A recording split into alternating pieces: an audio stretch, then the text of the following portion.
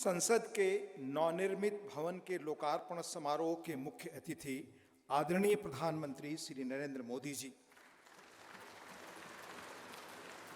माननीय लोकसभा अध्यक्ष श्री ओम बिरला जी, भारत के पूर्व राष्ट्रपति आदरणीय श्री रामनाथ कोविंद जी, केंद्रीय मंत्रिपरिषद के माननीय सदस्यगण, पूर्व प्रधानमंत्री आदरणीय श्री एच.डी. देवेगौड़ा जी, राज्यों के माननीय मुख्यमंत्रीगण,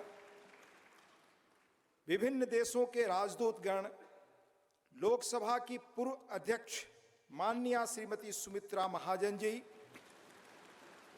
सुप्रीम कोर्ट के माननीय न्यायाधीशगण, राज्यों के उप मुख्यमंत्रीगण, नेशनल कैपिटल टेरिटरी दिल्ली के उपराज्यपाल महोदय, दिल्ली हाई कोर्ट के माननीय मुख्य न्यायाधीश महोदय, लोकसभा और राज्यसभा के माननीय संसद सदस्यगण, विभिन्न राजनीतिक दलों के माननीय अध्यक्षगण, नोबेल पुरस्कार विजेता श्री कैलाश सत्यार्थी जी, टाटा समूह के चेयरपर्सन श्री एन चंद्रशेखरन जी, प्रेस और मीडिया के सम्मानित साथियों, उपस्थित गणमान्य अतिथिजन, देवियों और सज्जनों, भारतीय लोकतंत्र के श्रद्धा स्थल भारत की संसद के नए भवन के लोकार्पण समारोह में आप सभी गणमान्य अतिथिजनों का हार्दिक स्वागत और अभिनंदन।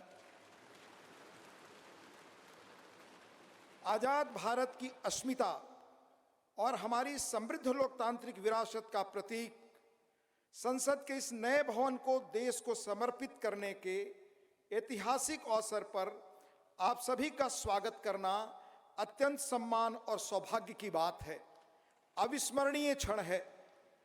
हम सब माननीय प्रधानमंत्री जी के आभारी हैं कि आज़ादी के अमृत काल में उन्होंने अपने कुशल नेतृत्व और असाधारण प्रयासों से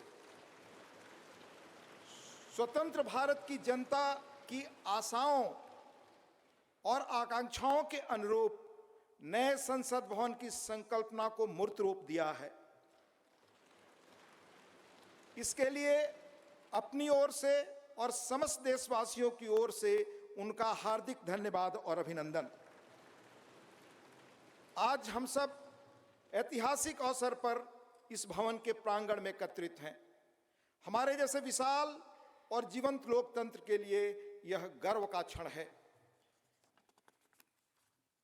सम्मानित अतिथिगण, हमारा वर्तमान संसद भवन देश की लोकतांत्रिक गतिविधियों का जीवंत केंद्र रहा है, हमारी प्रगति का मार्गदर्शक रहा है।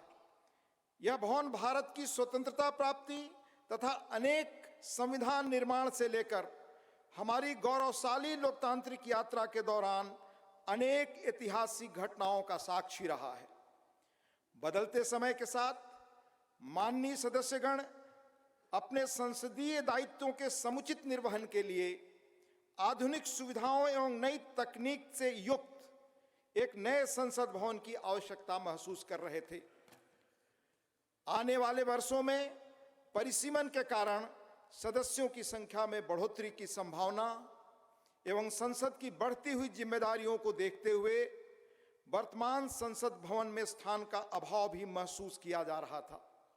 यही कारण है कि संसद के दोनों सदनों ने माननीय प्रधानमंत्री जी से सांसदों की दक्षता बढ़ाने और संसदीय कामकाज की इफिशियंसी बढ़ाने के उद्देश्य से आधुनिक सुविधाओं और संसाधनों से संपन्न एक नए स्टेट ऑफ द आर्ट भवन के निर्माण का आग्रह किया था। यह अपार हर्ष का विषय है कि माननीय प्रधानमंत्री जी ने अपनी देखरेख में 2.5 वर्षों से भी कम समय में भविष्य की चुनौतियों से निपटने में सक्षम एक आधुनिक संसद भवन तैयार करवाया है। यह भवन ईंट और गारे की संरचना मात्र नहीं है, बल्कि देश की सर्वोच्च चुनी हुई संस्था के रूप में यह भवन देश के नागरिकों की आशाओं, अपेक्षाओं और आकांक्षाओं की पूर्ति का माध्यम है। यह नया भवन अपने आप में वास्तुकला का शानदार उदाहरण है, जिसमें देश की सांस्कृतिक विरासत और विविधता की अद्भुत झलक मिलती है। इसमें हमारी संसद की जरूरतों के अनुरूप सौंदर्य और प्रौद्योगिकी का मिश्रण भी किया गया है। यह भवन त्रिकोणीय आकार के स्थान का अधिकतम उपयोग सुनिश्चित करता है।